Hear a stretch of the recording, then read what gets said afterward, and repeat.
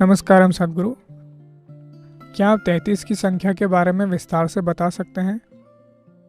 मुझे पता है कि ये हमारे जीवन में एक महत्वपूर्ण संख्या है और अगले महीने अगली पूर्णिमा को मैं 33 साल का होने जा रहा हूँ। और मुझे पता है कि ईशा योगा केंद्र में 33 से कम उम्र के लोगों के लिए एक विशेष साधना दी जा रही है।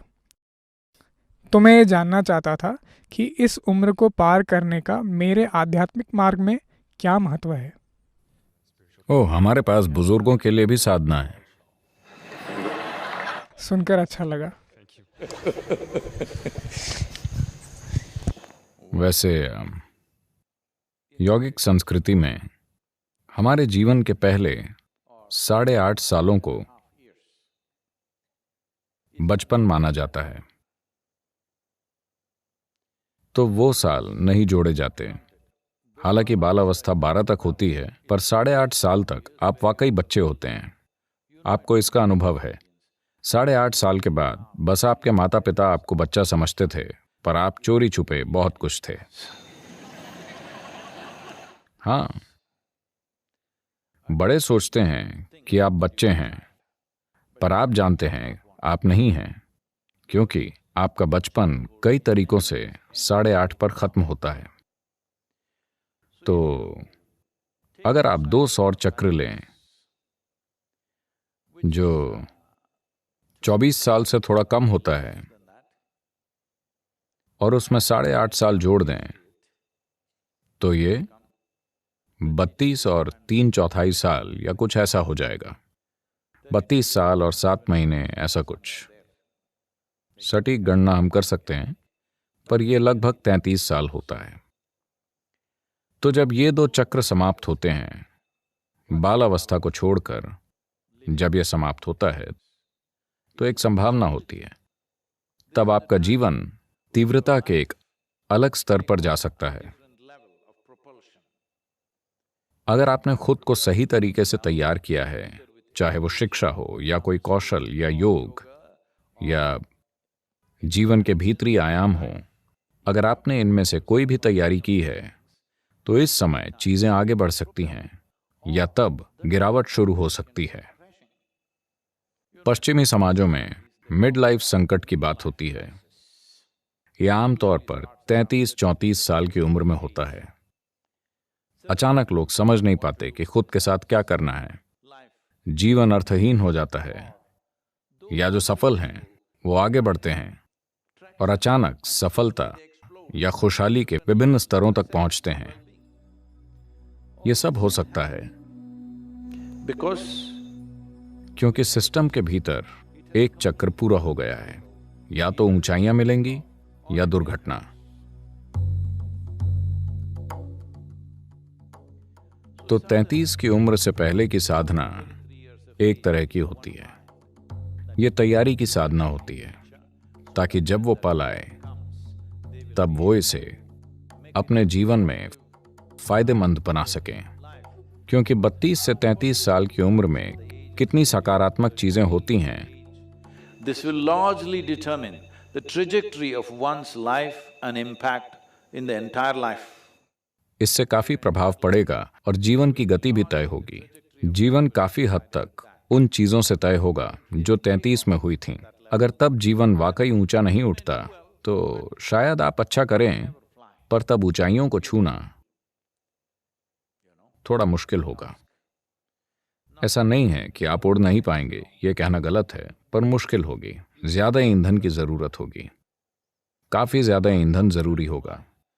पर अगर आपका जीवन, आपकी शारीरिक बनावट, आपकी ऊर्जा बनावट, आपकी भीतरी ज्यामिति, अगर आप इन्हें 33 की उम्र तक परिपक्वता के एक स्तर तक ले आए हैं, तो जीवन काफी आसानी से आगे बढ़ेगा।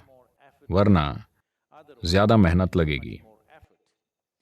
तभी हमने 33 साल से कम उम्र के लिए साधना तय की है, ताकि वो तैयारी रखें, वो अपनी भीतरी ज्यामिति और ऊर्जा को व्यवस्थित रखें, वो खुद को ऐसे बचाकर रखें कि जब जीवन आगे बढ़ना चाहे, तब ऐसा करने के लिए ईंधन हो। देखिए, आप अपनी रफ्तार बढ़ाना चाहते हैं, पर टैंक खाली है तो मुश्किल होगी। चाहे कितनी भी संभावनाएं हों, कोई फर्क नहीं पड़ेगा। आपका टैंक खाली है तो आप उड़ नहीं पाएंगे। बाकी सब बढ़िया हो सकता है, आप शिक्षित और ज्ञानी हो सकते हैं, फिर भी इस वजह से उड़ान आसान नहीं होगी। अगर आप 33 साल से आगे जा चुके हैं, कुछ लोग उदास दिख रहे हैं, सदगुरु मैं 35 का हूं, अब क्या करें?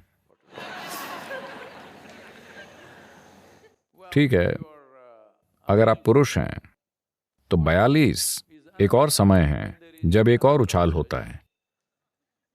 33 जितना नहीं, पर शक्तिशाली उछाल होता है जो आपकी मदद कर सकता है।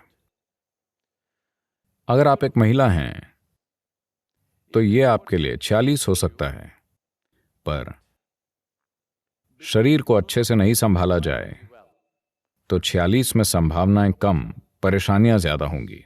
पर कई संभावनाएं हैं।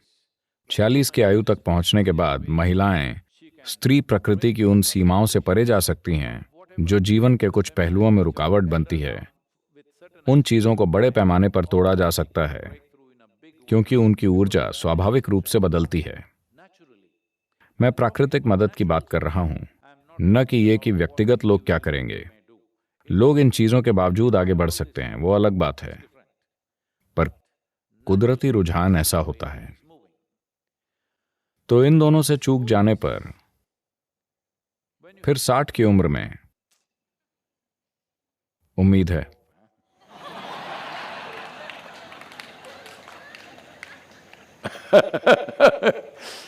साठ की उम्र में कई तरह से सिस्टम का बुनियादी ढांचा बदल रहा होता है। तब आप पुरुष या महिला नहीं होते। अगर आप दिमाग में ऐसा ना माने तो आप ऐसा सोचेंगे तो ऐसा होगा, वरना आपका शरीर न तो बहुत ज्यादा पुरुष का होगा न ही महिला का। ये एक नई संभावना होगी।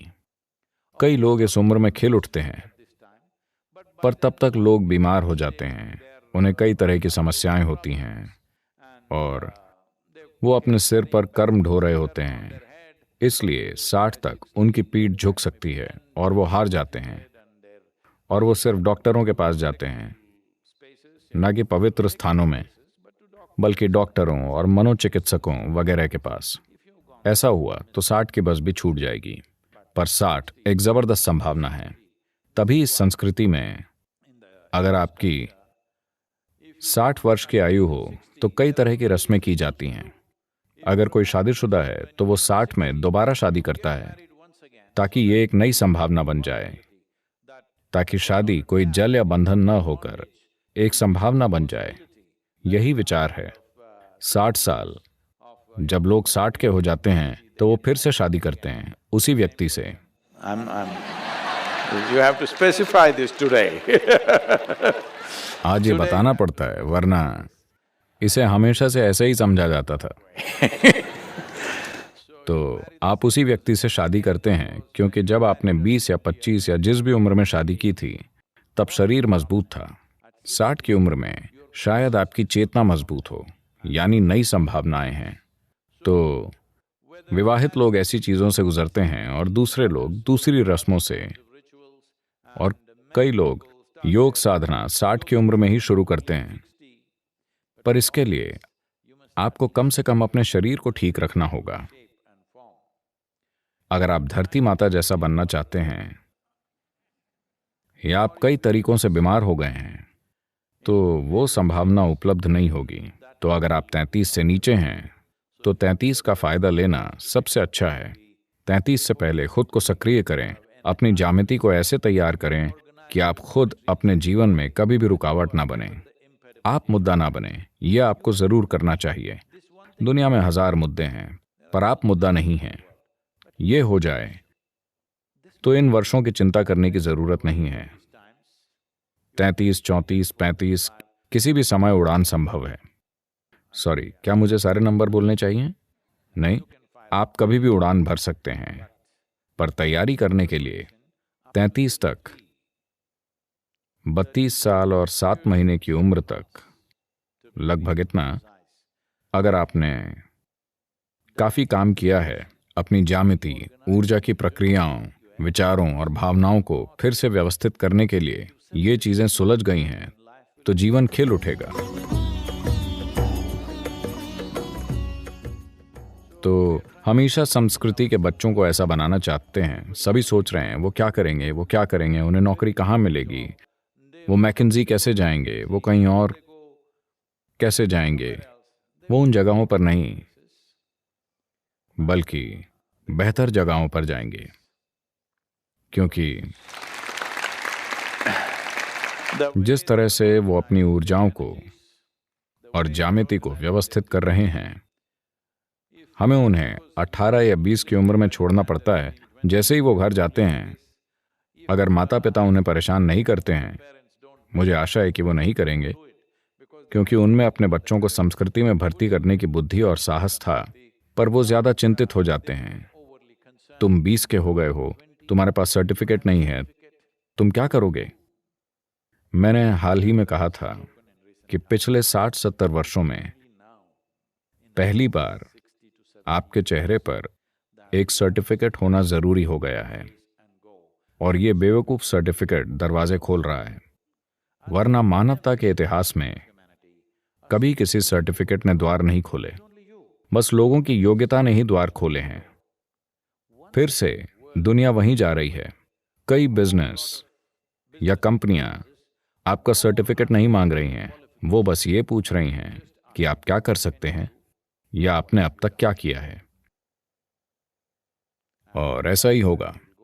अगर आप 33 की उम्र तक अपने सिस्टम में तालमेल लाने में काफी समय लगाते हैं, तो वो पल आने पर स्वाभाविक रूप से संभावनाएं खुलती हैं और कई चीजें संभव होती हैं।